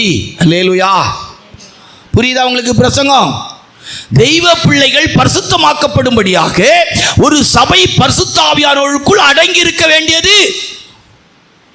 சத்திரம் என்பது புளித்த மாவுக்குள்ளே 3 படி மாவாகிய நம்முடைய ஆவி, ஆத்மா, சரீரம் அடங்கி இருக்கிறது. ஆண்டவராய் இயேசு கிறிஸ்து வரும்போது உங்களை அழைத்த ஒரு உண்மை உள்ளவர், அவர் அப்படியே செய்வார். உங்களுடைய ஆவியும் ஆத்மாவும் சரீரமும் கர்த்தராகிய இயேசு கிறிஸ்து வரும்போது குற்றமற்றதாய் காக்கப்படுவது. ஆவி, ஆத்மா, சரீரத்திலே பரிசுத்தமாகிறது. ஆத்மாவிலே சிலர் பரிசுத்தமாயிருப்பார்கள், சுபாவத்திலே பரிசுத்தமாயிருப்பார்கள். அவளுடைய ஆத்மாவிலே கெட்ட எண்ணங்கள் இருக்காது, அவளுடைய ஆத்மாவிலே தீமை வாசமாயிருக்காது. ஆனால் சரீர மீட்பாகிய பரிசுத்தத்துக்காக அவளுடைய சரீரத்திலே பரிசுத்தமாக்கப்பட வேண்டும். மனதிலும் அவளுடைய வாழ்க்கையிலே தீமையான சிந்தனைகள் வருவதில்லை. ஆனால் சரீரமானது சில விதமான அனுபவத்திலே போராட்டம் உள்ளதாயிருக்கும். ஆவி, ஆத்துமா, சரீரம் பரிசுத்தமாக்கப்படுவது சத்திரத்தின் அனுபவம். அது 1 பிடி புளித்த மாவால், பரிசுத்த ஆவியானவரால் நமக்குள்ளே ஆவி, ஆத்துமா, சரீரத்திலே பரிசுத்தமாக்கப்படுகிற அனுபவம். 6 வேதத்தில் வாசிக்கும் போது இந்த சத்திரத்துக்கு ஒரு விளக்கம் இருக்கிறது. வெளிப்படுத்தின விசேஷம் 12ஆம் அதிகாரம் 1, 2, 5 வாசித்தால், வெளிப்படுத்தின விசேஷம் 12ஆம் அதிகாரம் 1, 2, 5 வாசித்தால் வாசிங்க. அன்றியும் ஒரு பெரிய அடையாளம் வானத்திலே காணப்பட்டது. ஒரு பெரிய அடையாளம் வானத்திலே காணப்பட்டது. ஒரு ஸ்திரீ சூரியனை அணிந்திருந்தாள். அவள் பாதங்களின் கீழே சந்திரனும் அவள் சிரசின் மேல் 12 நட்சத்திரங்கள் உள்ள ஒரு வெளிச்சமான அனுபவத்திலே ஒரு பெண் காணப்படுகிறாள். ஆனால் அவள் கர்ப்பவதியான ஸ்திரீயா இருக்கா. அவளுடைய கர்ப்ப அறைக்குள்ளே ஒரு ஆண் பிள்ளை காணப்படுகிறது. சத்திரமாகிய சபை என்பது தாயின் கருவறைக்கு அடையாளமாயிருக்கிறது. கண் இருக்குது, கால் இருக்குது, மூக்கு இருக்குது, வாய் இருக்குது, எல்லாம் இருக்குது. ஒன்றையும் கருவறையில் வேலை செய்ய விடக்கூடாது. பிறக்கிறதுக்கு முன்னால் பிள்ளை அசைதாங்கிறத பார்ப்பாங்க. அல்லேலூயா. காலையில் அது கூட இப்படி தான் இருக்கும். லேசாக ஒரு அசை, ரொம்ப அசைஞ்சால் தாய் செத்து போவாங்க. அல்லேலூயா. நான் சொன்னேன் புரியுதா அவங்களுக்கு? சபையும் அப்படி தான், சத்திரமாகிய சபையிலும் அப்படி தான். நினைக்கிறது போலலாம் வாழ்கிறதுக்கு வாய்ப்பு இல்லை. அல்லேலூயா. நினைக்கிறது போலலாம் உடுக்கிறதுக்கு வாய்ப்பு இல்லை. திருச்சியில் ஒரு மீட்டிங் போயிருந்தோம். அந்த சபையில் இருக்கிற விசுவாசிகள் ஞானஸ்தானம் எடுத்து ராபோஜனம் எடுக்கிற எல்லாரும் சபைக்கு வரும்போது ஆண் பெண் இரு பாலாரும் வெண் வஸ்திரம் தரிச்சிருக்கணும், நகை போட்டிருக்கக்கூடாது. அல்லேலூயா. அவன் அவங்க சுதந்திர கதையெல்லாம் அங்கே நடக்காது. அல்லேலூயா. அது 42 வருஷம் சபை. அந்த சபையில் அந்த பாஸ்டருடைய மகன் சொல்லும்போது சொல்கிறாங்க, அழகா ஆண்டோடைய கிருபையினால் எப்படியும் வாழலான்னு சபை நடத்திருந்தா திருச்சியில் எங்கள் சபையில் தான் ஆத்துமாக்கள் எண்ணிக்கை என்ன செய்திருக்கோம், கூடியிருக்கோம். நம்ம ஆட்கள் இனி வரக்கூடிய காலத்தில் ட்ரெஸ்ஸுகளை கொண்டு வந்து வரும்போது கூட வெள்ளை வஸ்திரம் போட்டு வந்தாலும் சபைக்கு வரும்போது கலர் போட்டு போன்னு வந்துடுவாங்களோன்னு எனக்கு ஒரு யோசனை இருக்குது. அல்லேலூயா. ஆமாம், அவ்வளவுக்கு நிலவரம் பரிதாபமாக போயிட்டுருக்கு. நம்ம நிலவரம் அப்படி இருக்குது. அல்லேலூயா. ஆமாம், தாயின் கருவறை போல் உள்ளது சத்திரம். அல்லேலூயா. கர்த்தருடைய வருகையில் அவர் வரும்போது திரும்பி வருமானால் 12ஆம் அதிகாரம் 5வது வசனத்தை வாசிக்கும் போது அவள் ஒரு ஆண் பிள்ளையை பெற்றாள். அந்த பிள்ளை தேவனிடத்திற்கும் தேவனுடைய சிங்காசனத்திற்கும் எடுத்துக்கொள்ளப்பட்டது. அல்லேலூயா.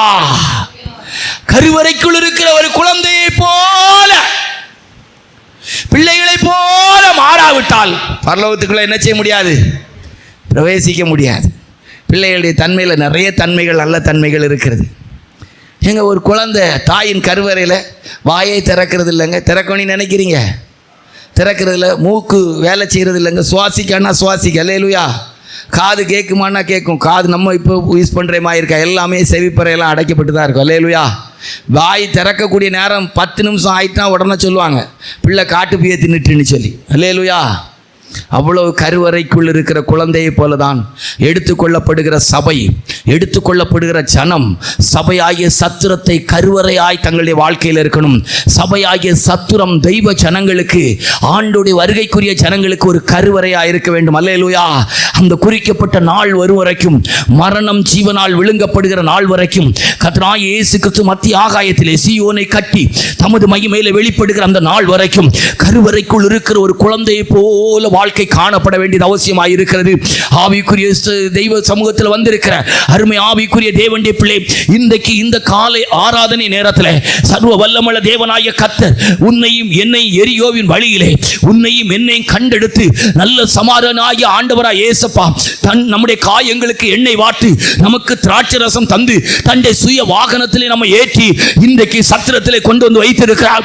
இந்த சத்திரத்தின் அனுபவத்திலே நீங்களும் நான் ஒரு கருவறையில் இருக்கிற ஒரு குழந்தையை போல இந்த நாட்களே கர்த்தருடைய வருகைக்கு ஏதுவாய் உருவாக்கப்பட்டு கொண்டிருக்கிறோமா என்பதை ஆராய்ந்து பாருங்கள். நீங்க இருக்கிற சபையானது உங்களை பரலோகத்துக்கு கொண்டு போகிற விதத்திலே, நீங்கள் பரலோகத்துக்கு போகிற விதத்திலே உங்களுக்கு சத்தியத்தை பேசி நீங்கள் ஆவிக்குரிய ஜீவியத்திலே இயேசு கிறிஸ்துவை சந்திப்பதற்கு ஏற்ற விதத்திலே உங்களை ஆயத்தப்படுத்துகிறதா என்பதை ஆராய்ந்து பாருங்கள். அந்த தாயின் கருவறையானது அந்த குழந்தை தேவனிடத்திற்கும் தேவனுடைய சிங்காசனத்துக்கும் எடுத்துக்கொள்ளப்படுவதற்கேற்ற விதத்திலே அந்த குழந்தையை உருவாக்கினது போல நீங்கள் இருக்கிற சபை, நீங்கள் கேட்கிற சத்தியம், நீங்கள் கேட்கிற வசனம், உங்களை நடத்துகிற ஊழியக்காரர்கள் உங்களை பரலோகத்துக்கு போகிற விதத்திலே உங்களை உருவாக்கும்படி நடத்தி கொண்டிருக்கிறாளா என்பதை ஆராய்ந்து பாருங்கள். இன்னைக்கெல்லாம் சில இடத்துல உபவாச ஜெபத்துக்கு கூட்டம்.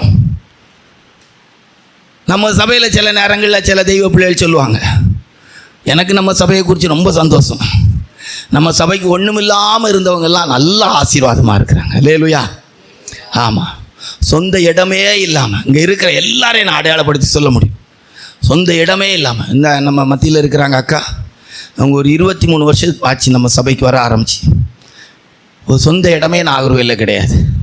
ஒரு இடம் வாங்கி பிள்ளைகள் எல்லாம் ஒரு சம்பளத்தில் வாழக்கூடிய இடத்துல இருந்துச்சு. ஒரு சம்பளம் 5 பிள்ளைகள்.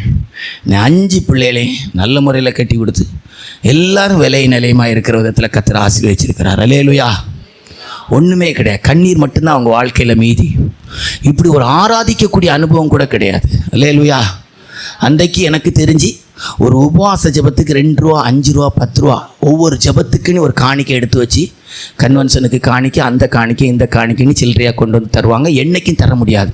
என்றோ ஒரு நாள் எங்களுடைய தேவை இருக்கும், அன்றைக்கு அந்த பணம் வந்திருக்கும். இன்றைக்கி ஆண்டோடைய கிருபையினால் 5 பிள்ளைகளும் நல்ல முறையில் 1க்கு 2 இடம் இல்லை, 2க்கு 3 இல்லை, கர்த்தர் கிருபையை ஆசீர்வதிச்சிருக்கார். இங்கே இருக்கிற நிறைய பேருடைய வாழ்க்கை சரித்திரத்தை அப்படி சொல்ல முடியும். என்றோ ஒரு நாள் ஆஸ்பத்திரிக்கு போனதுக்கு, என்றோ ஒரு நாள் காலில் அடிபட்டதுக்கு நானா குற்றவாளி ஐயா, நானா அக்யூஸ்டு? ஒரு வேளை யோசித்து பாருங்கள், நான் கொடுத்தேன் எனக்கு கிடைக்கலன்னா இதுக்கு மேலே என்ன கிடைக்கணும்? இங்கே இருக்கிற யாரை நான் உங்களுக்கு சொல்லணும்? அல்லேலூயா. யார் அடையாளப்படுத்தணும்? ஒன்றுமே இல்லாத நிலவரத்தில் அந்த ஒரு அக்கா வந்தாங்க. போயிட்டு இருந்த சபையில் கல்யாணம் பண்ணி வைக்க மாட்டேன்னாங்க.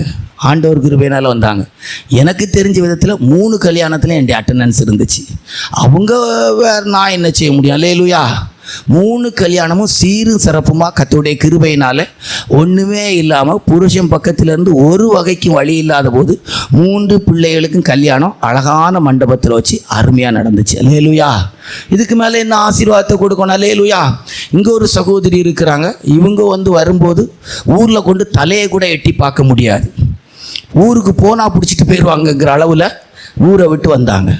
இன்றைக்கி ஆண்டோடைய கிருபையினால் பிள்ளையை படிக்க வைக்கிறதுலேருந்து இன்றைக்கி ஒரு வேலை செய்து இன்றைக்கி ஒன்றுமே இல்லாதவங்க தங்கத்தில் மிதக்கிற அளவுக்கு கர்த்தர் ஆசீர்வதிச்சு வச்சுருக்கிறார். அல்லேலூயா.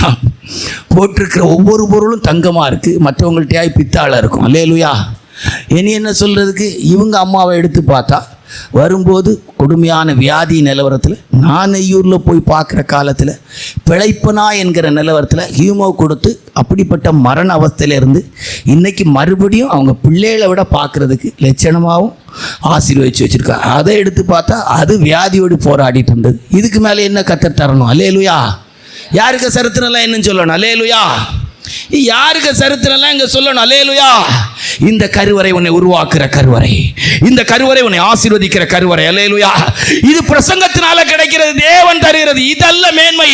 இந்த கருவறை உன்னை பரலோகத்துக்குரியவளாய் மாற்ற வேண்டும். அல்லேலூயா. எத்தனை சபை, பெரிய பெரிய சபையில் இருக்கான், 30 லட்ச ரூபா, 40 லட்ச ரூபா, 50 லட்ச ரூபா கடனை வாங்கி வண்டியில் போனோடனே, காரில் போனோடனே அவன் பணக்காரன்னு நினைக்கிறீங்க? ஏங்க, அவ்வளோ கடத்தை வாங்கி இடத்த வாங்கி போட்டிருப்பான், கடத்தை வாங்கி தொழிலை பண்ணிக்கிட்டு இருப்பான். ஒரு வகைக்காக வாங்க 10,000 ரூபா 15,000 ரூபா பொருளுக்கு காசை கொடுத்துருக்க மாட்டான். தாரேன்னு சொல்லி எடுத்துருவான். அல்லேலூயா. ஆமாம். அதில் சபைக்கு 5,000 ரூபாயும் 10,000 ரூபாயும் காணிக்க கொடுத்துட்டு அவங்க பெரிய விசுவாசின்னு அர்த்தம்? அப்படியெல்லாம் கிடையாதுங்க. என்ன எத்தனை பேருக்கு சாட்சி இங்கே சொல்லணும்? ஒவ்வொருத்தருக்கு சாட்சியாக சொல்லட்டுமா? இங்கே இருக்கிற ஒவ்வொருடைய வாழ்க்கையின் சாட்சியை சொல்லட்டுமா? இன்னும் இருக்கிறாங்க. நம்ம அம்மா வரும்போது அவங்க பெற்ற பிள்ளைகள் குடும்பங்களில் பசியும் பட்னி, பேர பிள்ளைகள்லாம் வளர்த்தெடுக்க முடியுமான்னு நினச்சாங்க. அவங்களும் ஒரு 23 வருஷம் விசுவாசி. இன்றைக்கி சபைக்கு வந்து அவங்க தான் சபை விசுவாசியில் இருக்கிறாங்க. அவங்க நிமித்தம் அவங்க பிள்ளைகள் மருமக்க பேர பிள்ளைகளை கர்த்தர் பாதுகாத்து வச்சிருக்கிறார். அல்லேலூயா. எல்லாம் தெய்வீகமாக வரலங்க. ஒரு தாயார் நிமித்தம் அந்த குடும்பத்துக்கு உண்ண உடுக்க ஒரு குறைவு இல்லாமல் கர்த்தர் வச்சிருக்கிறார். அல்லேலூயா. அன்னைக்கு சரியான பசிக்கு வறுமைக்கு பக்கம் ஒன்றும் கிடையாதுங்க. இந்த சபை, இந்த சத்தியம் உன்னுடைய வாழ்க்கையிலே எழுத்தின்படியானதுக்கு சொல்லலை, எழுத்தின்படி கண்டிப்பாக கிடைக்கும். உன்னை பரலோகவாசியாய் மாற்றக்கூடிய, உருவாக்கக்கூடியதாக இருக்கணும். அல்லேலூயா.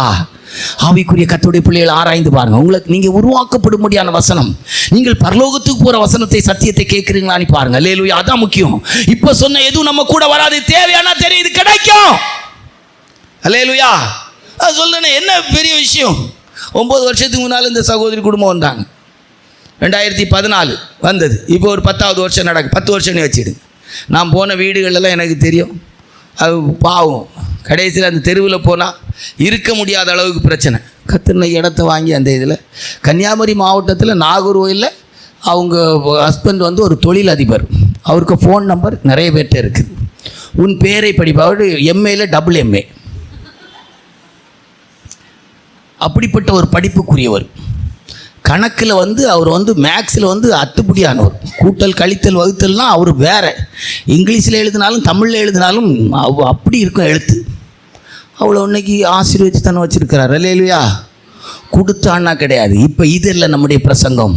நம்முடைய பிரசங்கம் நாம் பரலோகத்துக்கு ஏதுவாக உருவாக்கப்படணும். அல்லேலூயா. பரலோகத்துக்கு எதங்க வயதானவங்க இருக்கிறாங்க.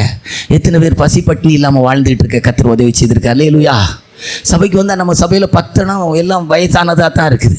அது இப்போ எல்லாம் டை அடிக்கிறதெல்லாம் நிறுத்தி வர்றதுனால எல்லாம் தலையை பார்த்தா எல்லாம் அழகழகாக இருக்குது. பாருங்கள், நம்ம தலைமுடிகளெல்லாம் பாருங்கள் என்ன அழகாக இருக்குது. அங்கேருந்தே அப்படியே பின்னுக்கு இருந்து பாருங்கள், அது வாதுமை மரம் பூ பூத்தது போல் என்ன அழகாக இருக்குது. அல்லேலூயா. அதுதான் அங்கே சபை. ஆனால் பரலோகத்துக்கு உருவாக்கப்படுகிறோம். அல்லேலூயா. ஆண்டோர். 7 சத்திரமாகிய சபைக்கு இருக்கிற அர்த்தம் என்ன? எஸ்தரின் புஸ்தகம் 2ஆம் அதிகாரம் 9-12 வாசித்துட்டு, எஸ்தரின் புஸ்தகம் 2ஆம் அதிகாரம் 9-12 வாசித்துட்டு, 2 கொரிந்தியர் 11:2 வாசியா. அந்த பெண் அவன் பார்வைக்கு நன்றாயிருந்ததினால் அவளுக்கு அவன் கண்களிலே தயை கிடைத்தது. ஆகையால் அவளுடைய சுத்திகரிப்புக்கு வேண்டியவைகளையும் அவளுக்கு தேவையான மற்றவைகளையும் அவளுக்கு கொடுக்கவும் ராஜா அரண்மனையில் இருக்கிற 7 தாதிமார்களை 12வது வசனம். ஒவ்வொரு பெண்ணும் 6 மாதம் வெள்ளைப்போள தைலத்தினாலும் 6 மாதம் சுகந்தவர் கன்னிமார் மடம். சத்திரம் என்று சொன்னால் கன்னிமார் மடம். 2 கொரிந்தியர் 11ஆம் அதிகாரம் 2வது வசனத்தை வாசித்தால், கிறிஸ்து என்னும் ஒரே புருஷனுக்கு முன்பாக கற்புள்ள கன்னிகையாய் நீங்கள் நிறுத்தப்படும்படி தேவ வைராக்கியமான வைராக்கியம் கொண்டிருக்கிறேன். திரும்பி வருவார். கர்த்தர் சீயோனை கட்டி தமது மகிமையிலே வெளிப்படும் போது நான் போய் உங்களுக்காய் ஒரு வாசஸ்தலத்தை ஆயத்தம் பண்ணின பின்பு நான் இருக்கிற இடத்துல நீங்களும் இருக்கும்படிக்கு நான் வந்து மறுபடி உங்களை என்னிடத்துல சேர்த்துக் கொள்வேன். அவர் வரும்போது கன்னிகையாய் நம்முடைய வாழ்க்கை இருக்கணுமே. உன்னத பாட்டு 8ஆம் அதிகாரம் 8வது வசனத்தை வாசித்தா லைட் அப்படி ஒரு சின்ன டச். உன்னத பாட்டு 8:8 ஒரு நல்ல வார்த்தை இருக்கு, வாசியா. நமக்கு ஒரு சிறிய சகோதரி உண்டு. நல்லா கேட்டுக்கொள்ளுங்க. நமக்கு ஒரு சிறிய சகோதரி இருந்தாள். அவளுக்கு ஸ்தனங்கள் இல்லை. ஆமா, ஸ்தனங்கள் இல்லை. நம்முடைய போதும். கிறிஸ்தியன் ஒரே புருஷனுக்கு ஏங்க நல்ல மணவாளனா இப்போ நம்ம ஆபிரகாம் இருக்கிறார் வச்சுடுங்களா. அவருக்கு இப்போ ஒரு மாதிரி ஒன்று ஓட்டை சொட்டைக்கு கொண்டு வச்சு அவர் இருப்பாரா? இன்னும் வாரன்னுட்டு மணவரைக்கு பின்னால் ஓடியே என்கிட்ட வந்துடுவார். அல்லேலூயா. அவர் வாழ்னா இப்படி இருக்கான்னு நினைக்காங்க. கருப்புலே அழகு, நல்ல எல்லா நீங்கள் சாதாரணமாக போட்டால் எதுவும் கொண்டு போனீங்கன்னா ஏற்றுக்க மாட்டார். அதனால தான் கல்யாணமே தாமதமானது. அல்லேலூயா. நமக்கு ஒரு சிறிய சகோதரி இருந்தாள். அவளுக்கு சரியான வளர்ச்சி இல்லாவிட்டால் இயேசு கிறிஸ்து வரும்போது கிறிஸ்தியன் ஒரே புருஷனுக்கு அந்த 2 கொரிந்தியர் 11:2 வாசிங்க. 2 கொரிந்தியர் 11:2 வாசிங்க. நான் உங்களை கற்புள்ள கன்னிகையாக கிறிஸ்தியனும் ஒரே புருஷனுக்கு கற்புள்ள கன்னிகையாக கிறிஸ்தியனும் ஒரே புருஷனுக்கு ஒப்புக்கொடுக்க நியமிக்கப்படியால். சத்திரம் என்பது கன்னிமார் மடத்தை காட்டுகிறது. என்ன மடத்தை காட்டுகிறது? இங்க இருந்து கிறிஸ்தியன் ஒரே புருஷனுக்கு ஏசப்பா எப்போ வருவார்னு காத்திருக்கணும். அல்லேலூயா. இந்த இயேசு ராஜாவை நான் பார்த்தால் போதும். பிரசங்கம் முடியல. மகிமையில் அவரோடு நான் வாழ்ந்தால் போதும். அப்படியே நிறுத்துங்க. இப்ப சொல்லிடும். சத்திரக்காரன் கையில் 2 பணம் கொடுத்தாங்க. என்ன பணம் கொடுத்தாங்க? 2 பணம். இந்த 2 பணத்துக்குள்ள விளக்கத்தை சொல்லிட்டு இன்றைக்கு பிரசங்கத்தை முடிப்போம். பிரசங்க தலைப்பு என்னது? திரும்பி வருவார். திரும்பி வரும்போது எங்க இருக்கணும்? சத்திரத்திலே இருக்கணும். ரத்தம் இருக்கணும், ஏசப்பாவின் ரத்தம். அப்புறம் என்ன இருக்கணும்? சத்திரத்திலே இருக்கணும். சத்திரம் என்றால் என்னன்னு சொல்லி பார்த்தோம். இந்த சத்திரத்தான் கையில் 2 பணம். இந்த 2 பணம் என்பது பழைய ஏற்பாட்டையும் புதிய ஏற்பாட்டையும் காட்டுகிறது. பழைய ஏற்பாட்டையும் வேதாகமத்திலே பழைய ஏற்பாடு புதிய ஏற்பாடு 2 பணம். பழைய ஏற்பாட்டிலிருந்து வசனத்தை எடுத்து ஜனத்துக்கு பேசணும், புதிய ஏற்பாட்டிலிருந்து வசனத்தை எடுத்து ஜனத்துக்கு பேசணும். இந்த 2 பணத்துக்கு என்ன ஒரு அர்த்தம்? என்ன? ஆத்ம மீட்புக்கும் சரீர மீட்புக்குரிய விளக்கத்தை காட்டுகிறது. ஒரு தேவனுடைய ஊழியக்காரன் ஆத்ம மீட்புக்கு பேசணும், ரட்சிப்பு ஞானத்தான் அபிஷேகம் பேசணும், சரீர மீட்பாகிய புத்திர சுவீகாரம் வருவதற்காக ரோமர் 8ஆம் அதிகாரம் 23வது வசனத்தின்படி ஆவியின் முதற் பலனை பெற்ற நாமும் கூட சரீர மீட்பாகிய புத்திர சுவீகாரம் வருவதற்காக நமக்குள்ளே காத்திருந்து தவிக்கிறோம். இயேசு சுகமாக்குறார் நீ பிரசங்கத்தை நிறுத்திடக்கூடாது. இயேசு கிறிஸ்து மருந்து இல்லாமல் சுகமாக்குவார் நீ பிரசங்கம் பண்ணணும். அல்லேலூயா. இயேசு கிறிஸ்து ஆசீர்வதிப்பார் நீ பிரசங்கம் பண்ணுவதில்லை. உன்னுடைய ஆசீர்வாதத்தை கர்த்தருக்கு சித்தமாய் கர்த்தர் உனக்கு உணர்த்தினால் உன்னுடைய உலக பிரான்ம ஆசீர்வாதத்தை விட்டு அந்நியரும் பரதேசியுமாய் இந்த பூமியில ஒருவேளை உனக்கு உண்டானவர்களை விட்டு நீ தரித்திரவானை போல வாழ வேண்டுமானால் வாழ்ந்து நித்திய ஜீவனை சுதந்திரிக்க வேண்டும் என்று பிரசங்கிக்க வேண்டும். உன்னுடைய வாழ்க்கையிலே ஆசீர்வாதத்தை குறித்து பிரசங்கிப்பதல்ல பிரசங்கம். உன்னுடைய வாழ்க்கையிலே ஆத்தும மீட்புக்கு அல்ல பிரசங்கம், சரீர மீட்புக்குரிய பிரசங்கம். ஆண்டவராய் இயேசு கிறிஸ்து வரும்போது இந்த உலக பிரகாரமான கவர்ச்சி ஆடம்பரத்தோடு இருந்தால் கர்த்தருடைய வருகையிலே போக முடியாது. சரீர மீட்புக்குரிய இந்த சரீரம் நம்முடைய வாழ்க்கையில மருந்தெடுக்காத சரீரமாய் பரிசுத்த அலங்காரத்தோடு கர்த்தரை ஆராதிக்கிற சரீரமாய் இருக்க வேண்டும், பரிசுத்தமான சரீரமாய் இருக்க வேண்டும் என்று சொல்லி ஆத்ம மீட்புக்கும் சரீர மீட்புக்குரிய பிரசங்கம் பண்ணணும். அல்லேலூயா. 2 பணம். ஏதாவது கூடுதல் செலவழிச்சிருந்தா என்ன சொல்லியிருக்கு? கூடுதல் செலவழிச்சிருந்தா ஒரு விசுவாசிக்காக பண்டைய காலங்கள்லாம் ஒரு சபையில் ஒரு விசுவாசிக்கு ஒரு புதிய ஆத்மாவுக்கு சோம் இல்லைன்னா நம்ம சபையில் அப்படி நடந்திருக்கு. ராத்திரி 9 மணிக்கு மேலே ஒரு ஜெபம் ஆரம்பித்து ஷூட்டிங் ப்ரேயர். சிலருக்கெல்லாம் 2-3 தடவைலாம் அந்த ஷூட்டிங் ப்ரேயர் வச்சுருக்கிறோம். 12-12 வரைக்கும் அவங்களுக்காக ஜெபிக்கும். இப்பவும் யாராவது விசுவாசித்தா நமக்கு ஊழியக்காரங்க இருக்கிறாங்க, வாங்க 9 மணிலேருந்து 12-1 மணி வரைக்கும் ஷூட்டிங் ப்ரேயர் நடத்தி உங்களுக்கு வெற்றி வாங்கி தரலாம். அல்லேலூயா. அப்படி ஜெபிக்கிற ஊழியக்கார டீம் இப்பவும் நமக்கு இருக்குது. அல்லேலூயா. பண்டைய காலத்தில் அப்படி வியாதிக்காக பிசாசுக்காக பேய் இருக்கானே தெரியாது, 12 மணிக்கு மேலே பேய் வெளிப்படும், அதை விரட்டி சுகம் வாங்கி கொடுத்துருக்கு. அதுதான் அதிகமாய் பிரயாசப்பட்டால் நான் தருவேன். அல்லேலூயா. ஜனத்துக்காக உபவாசம் எடுக்கிறது, ஜனத்துக்காக பிரயாசப்படுகிறது, ஜனத்துக்காக நிந்திய அவமானத்தை அனுபவிக்கிறது. என்ன ஒரு விதத்தில் நம்ம சபையிலலாம் எடுத்து பார்த்தா எனக்கு தெரிஞ்சு டிபிஎம் ஸ்தாபனத்திலேருந்து வந்த ஆரம்ப காலத்தில் சாயங்காலம் நம்முடைய சகோதரர் வீட்டில் ஜெபம் நடக்கும். அன்னை வீட்டில் பார்த்தா சாயங்காலம் கூட்டம் நிற்காதுங்க. அன்னைக்கெல்லாம் எப்படி இருக்கட்டுன்னு ஆத்மா சேர்த்துருந்தா இன்னைக்கு கூட்டம் இருக்கும். இல்லைங்க, இப்போ இருக்கிறதையே இன்னும் பரிசுத்தமாக்கப்படணுங்கிறதுக்கு பிரசங்கம் பண்ணிக்கிட்டு இருக்கிறோம். அல்லேலூயா. ஆமாம், அதிகமாய் கண்களை மூடுவோமா. இன்ப இயேசு ராஜாவை நான் பார்த்தால் போதும், மகிமையில் அவரோடு நான் வாழ்ந்தால் போதும். இன்ப இயேசு ராஜாவை நான் பார்த்தால் போதும், மகிமையில் அவரோடு நான் வாழ்ந்தால் போதும். நித்தியமா மோட்ச வீட்டில் சேர்ந்தால் போதும், நித்தியமா மோட்ச வீட்டில் சேர்ந்தால் போதும். அல்லேலூயா. கூட்டத்தில் நான் மகிழ்ந்தால் போதும், அல்லேலூயா. கூட்டத்தில் நான் மகிழ்ந்தால் போதும். ராஜாவை நான் பார்த்தால் போதும், மகிமையில் அவரோடு இருந்தால் போதும். ரபலகர பலக சகது நாயின மனாயிட வலங்கர மனாரிவ வலங்கர மனா துடாயிட வலங்கர மனா ஓ ரபலகர பலகரி ஆலகர பலக துடாயிட வலங்கர மனா ஷமானா ரிபபலா. எத்தனை கர்த்தருடைய பிள்ளைகள் இன்றைக்கு சத்திரத்தின் அனுபவத்தில் கர்த்தர் என்ன வச்சிருக்கிறார். நல்ல பரலோக ராஜ்யத்துக்குரிய வசனத்தை நான் கேட்கிறேன். எங்களுடைய ஊழியக்காரங்க எங்களை கண்டிச்சு நல்ல உணர்த்தி நல்ல சத்தியத்தை சொல்லி நடத்தக்கூடிய ஒரு சபையில் கர்த்தர் என்ன வச்சிருக்கிறார். நன்றி உள்ள இருதயம் இருக்கிறது. எத்தனை தேவனுடைய பிள்ளைகள் இன்றைக்கு அந்த ஸ்திரீக்குள்ள இருக்கிற கருவறையில் இருந்த ஒரு குழந்தையை போல சபையின் கருவறைக்குள்ள கர்த்தர் என்ன வைத்து உருவாக்குகிறார். என்ன உருவாக்கி கொண்டு இருக்கிறார். கொய்யவண்டை கையில் இருந்த களிமண்ணை போல கொய்யவண்ட வீடாய் நான் இருக்கிற சபை இருக்கிறது. என் வாழ்க்கையில் என்ன உணர்த்தும்படியாய், என்ன என்னுடைய வாழ்க்கையில் உருவாக்கப்படும்படியாய், உருவேற்கப்படும்படியாய் கர்த்தருடைய வார்த்தை எனக்கு புறப்படுகிறது. எத்தனை பேர் விசுவாசிக்கிறீங்க? எத்தனை பேர் அப்படிப்பட்ட அனுபவத்தில் இருக்கிறேன்னு ஒத்துக்கொள்றீங்க?